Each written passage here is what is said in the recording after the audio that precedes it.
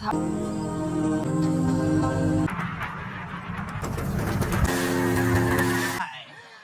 like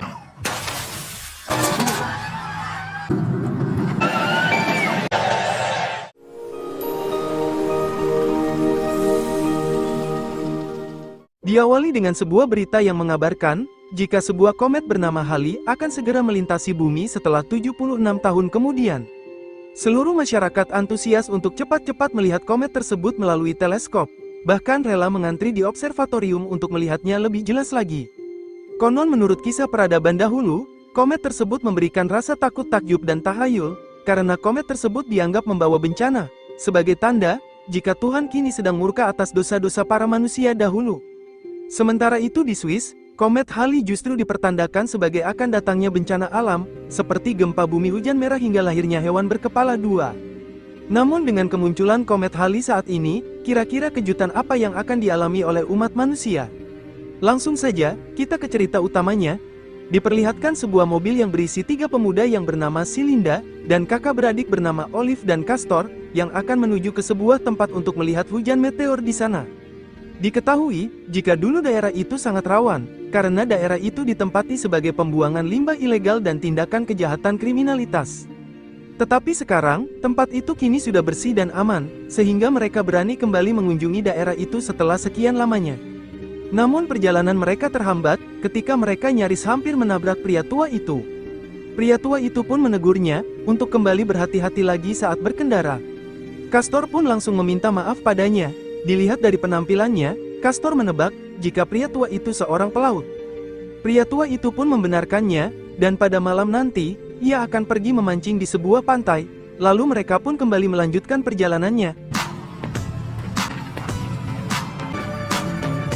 Setelah perjalanan cukup lama, mereka pun melanjutkan perjalanannya dengan jalan kaki, lalu kawan mereka bernama Color dan Lizzie, yang sudah lebih dulu tiba di sana pun langsung menyambut mereka bertiga dengan senang, lalu mereka bersama-sama menuju ke sebuah pantai. Di saat itu, terdapat 2 pemuda yang sedang merundung pria tua itu dengan kejam. Olive yang melihatnya pun langsung menegur mereka untuk menghentikan perbuatannya. Mereka yang melihatnya pun langsung kabur dari situ. Olive pun langsung menghampiri pria tua itu yang bernama Josh, yang sangat ketakutan. here you go. They were going to kill. Melihat mereka di sini, Josh pun menyuruh mereka semua untuk segera pergi dari sini, karena sesuatu hal buruk akan terjadi menimpa mereka di sini, yang bencana itu berasal dari komet Halley. Olive pun merasa, jika Josh sangat tak waras. Olive pun memberikan uang recehan padanya, dan Josh pun pergi dari sini. Color menanyakan, apa alasan Josh menyuruh mereka untuk pergi dari sini? Olive pun merasa, jika tadi sebelumnya, ia melihat buku yang dibawa Josh, berisi tentang sebuah meteor yang merubah manusia menjadi monster. Tetapi Olive menganggap, jika Josh tadi hanya sedang berhayal saja karena bukunya tersebut. Tak mau berlama-lama, mereka pun melanjutkan tujuannya ke sebuah pantai. Color yang melihat Olive sedang berdiri di pinggir pantai pun mencoba bertanya pada Castor, apakah dia baik-baik saja? Castor pun menjawab, mungkin Olive hanya berantusias ingin segera melihat komet tersebut dari dekat. Castor juga mengatakan, jika Olive adalah saudaranya yang paling pintar di keluarganya, dan itu dibuktikan dengan diterimanya dia di salah satu universitas terbaik di luar negeri. Tepat saat itu juga, Olive mengeluarkan sepucuk surat yang di situ dituliskan, jika dirinya mendapatkan beasiswa untuk kuliah di universitas tersebut. Tetapi tampaknya, Olive tak senang dengan kabar tersebut. Olive pun langsung meremukkan suratnya, lalu langsung membuangnya ke pantai. Karena hari sudah mulai gelap, Color mengajak Olive untuk kembali ke tendanya. Di sisi lain, pria tua itu yang diketahui bernama Popeye, sedang menyiapkan peralatan mancingnya di perahunya, dan bertepatan beberapa komet melintas di atasnya. Lalu di campingnya, Silinda menanyakan keseriusan Olive untuk mengambil beasiswa di universitas tersebut, namun Olive tak ingin membahasnya.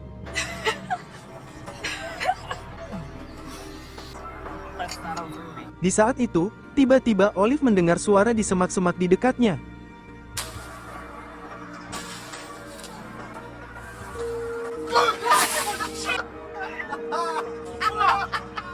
Ternyata itu kawan mereka yang bernama Steffi dan Monique, yang baru saja tiba di camping mereka.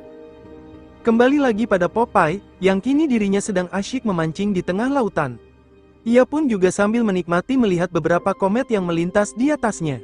Namun dari luar angkasa, sebuah meteor besar yang kini sedang menuju ke bumi dengan cepat. Popeye yang melihatnya pun tampak tercengang, dan serpihan meteor tersebut tepat memasuki pipa rokornya. Scene kembali pada sekelompok pemuda di sana, yang kini sedang menikmati suasananya, dengan pertunjukan tarian bohai dari Lizzie. Lalu diikuti mereka yang mulai saling menari, termasuk Olive yang sedikit nge-fly, juga ikut menari.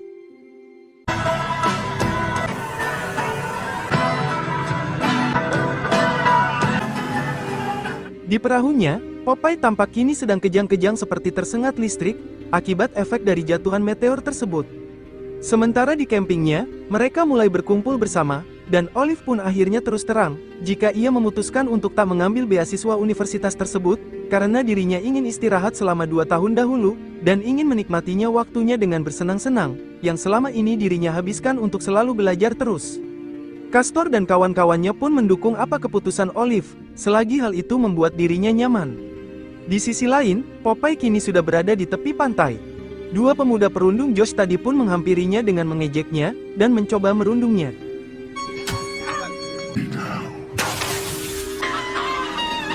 Kini Popeye telah berevolusi menjadi monster yang sangat kuat, akibat terkena efek dari meteor komet Halley.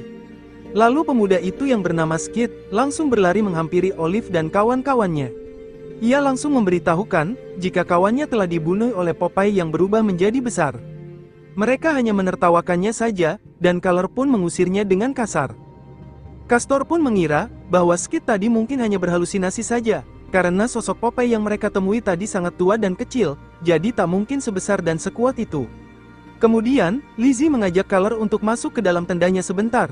Lizzie pun terus terang, jika ia tadi melihat Skid yang penuh darah, membuat dirinya sangat takut, sehingga dirinya ingin pulang. Color pun meyakinkannya, jika pemuda itu tak akan kesini lagi, dan perkemahan ini juga hanya semalam, demi bisa melihat komet yang bersejarah nanti.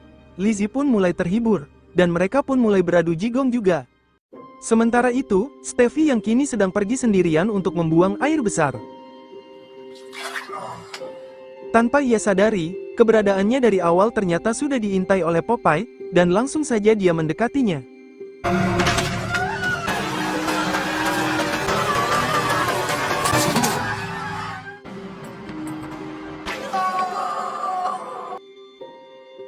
Malam puncak-puncaknya turunan puluhan komet pun tiba. Olive dan kawan-kawannya kini mulai menikmati melihat keindahan komet yang melintasi langitan.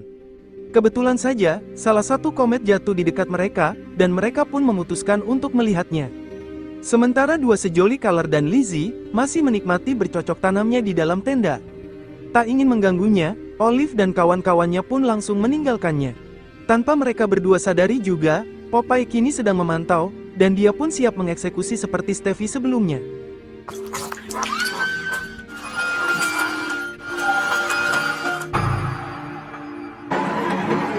Di sisi lain, Olive dan Monique sedang berjalan berdua, sambil mengobrol bersama. Tak lama, mereka pun menemukan salah satu komet yang jatuh di dekatnya. Mereka pun cukup takjub melihatnya, hingga Monique ingin menyentuhnya, namun Olive melarangnya karena sangat panas. Castor dan Silinda sendiri juga jalan berdua mencari komet tersebut. Tepat saat itu, mereka berdua melihat kaki Steffi di dalam WC di situ. Ia mengira, jika Steffi sedang ketiduran di dalamnya. Pas didekati, mereka berdua pun sangat terkejut, melihat Steffi yang sudah tumbang dengan mengenaskan. Merasa tak aman, Castor mengajak Silinda kembali ke tendanya. Sementara Olive dan Monique masih mengamati komet itu, dan hal tak terduga pun terjadi.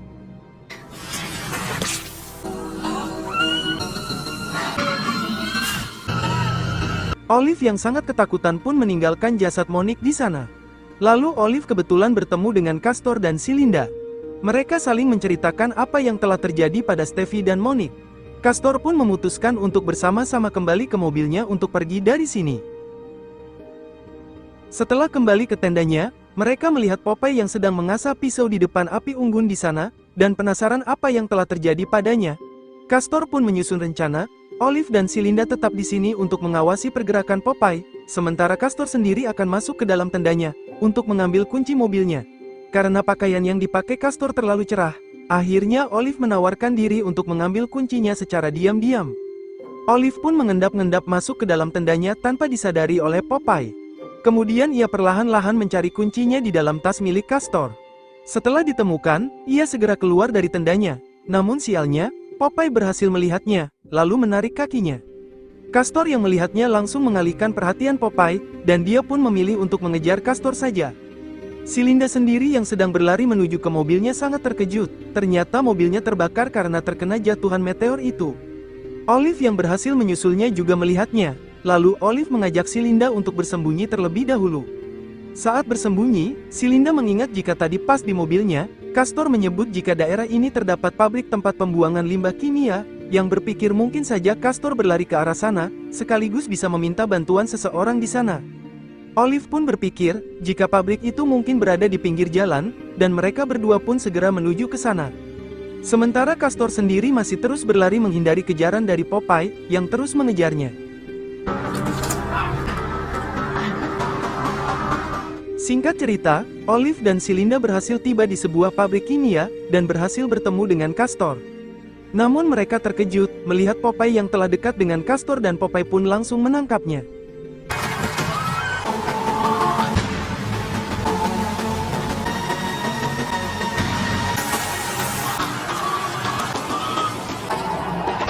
Olive yang melihatnya pun segera pergi dari sini. Setelah dirasa aman, si Linda pun mengeluarkan Castor dari tong cairan kimia, dan histeris melihat kondisi Castor yang sangat mengenaskan. Olive sendiri telah tiba di sebuah pabrik lainnya, lalu ia memanggil seseorang di sana. Tiba-tiba, seorang pria tua yang duduk di kursi roda muncul dengan membawa senjata. Olive pun memohon untuk menolongnya, lalu menjelaskan situasinya kini dengan teman-temannya. Pria tua itu yang bernama Lang, tak mempercayai tentang pembunuh Ian di daerah ini, karena selama ini dia tinggal. Daerah sini sangat aman. Ia mengira, jika Olive sedang terpengaruh oleh alkohol. Olive terus saja memohonnya, hingga Lang pun menyuruhnya untuk istirahat dulu di ruangannya. Setelah itu, Lang meminta penjelasan lebih detail, apa yang sebenarnya terjadi. Olive pun mengatakan, jika seorang pelaut bernama Popeye, telah bermutasi menjadi monster, dan menghabisi semua teman-temannya. Lang sungguh tak mempercayainya, karena ternyata, Popeye adalah kawan baiknya selama ini. Diketahui, Lang dan Popeye adalah mantan marinir angkatan laut, yang selamat dari peperangan di laut pada tahun 1973. Kapal mereka terkena ledakan dari musuh, hingga mereka berdua pun terdampar di daerah ini, dan akhirnya mulai menetap di sini sampai sekarang. Lang juga menunjukkan senjata terbesarnya, peninggalan peperangannya, yakni sebuah gergaji mesin raksasa, tetapi gergaji itu bisa dihidupkan menggunakan bara api. Lalu untuk membuktikan perkataan Olive, Lang pun mencoba keluar dari pabrik, untuk mencari Popeye di sana.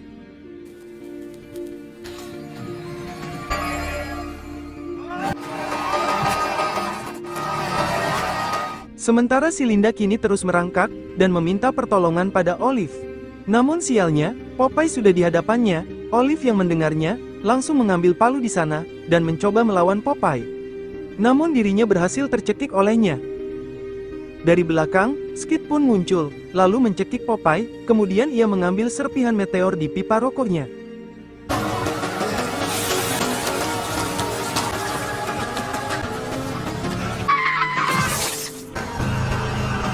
Olive sendiri yang melihat serpihan meteor itu pun langsung mengambilnya dengan nekat, dan membawa kembali ke ruangan Lang, untuk menghidupkan gergaji itu dengan serpihan meteor yang sangat panas, yang hal itu pun membuat tangannya pun hancur. Kemudian, Olive muncul dengan gergaji mesin raksasanya, untuk menghabisi Popeye. Popeye yang melihatnya pun langsung menantangnya, namun gergaji itu tak membuat dirinya pun tumbang, meskipun darahnya terus bercucuran. Popeye yang sangat kuat mencoba melawan gergaji itu dengan tangan kosong, hingga membuat Olive pun terjatuh. Olive yang tak menyerah, mencoba melawannya sekali lagi dengan menyerang perutnya. Makin lama, Popeye kehabisan tenaga menahan gergaji itu yang terus berputar, yang membuat dirinya akhirnya pun tumbang. Si Linda yang melihatnya sangat takjub, melihat gergaji raksasa itu yang bisa membuat Popeye tumbang. Keesokan harinya, bantuan telah datang. Polisi dan tim medis memeriksa TKP tenda tersebut yang penuh serpihan manusia. Sementara di TKP pabrik anehnya, mereka tak menemukan jasad Lang dan Popeye di sana. Polisi itu pun juga mengevakuasi Olive dan si Linda yang berhasil selamat. Beberapa minggu kemudian, Olive mendengarkan siaran radio yang mengabarkan tentang tragedi pembunuh Ian yang dilakukan oleh Popeye. Karena jasad Popeye tak ditemukan, penyiar itu menyarankan pada warga untuk tak mengunjungi daerah itu yang kemungkinan Popeye masih berkeliaran di sana. Olive yang kini tangannya sudah hancur karena serpihan meteor, dengan kepintarannya, langsung membuatkan tangan robot untuk dirinya, dan berakhirlah film ini. Terima kasih sudah menonton alur cerita film ini yang berjudul Shiver Me Timber.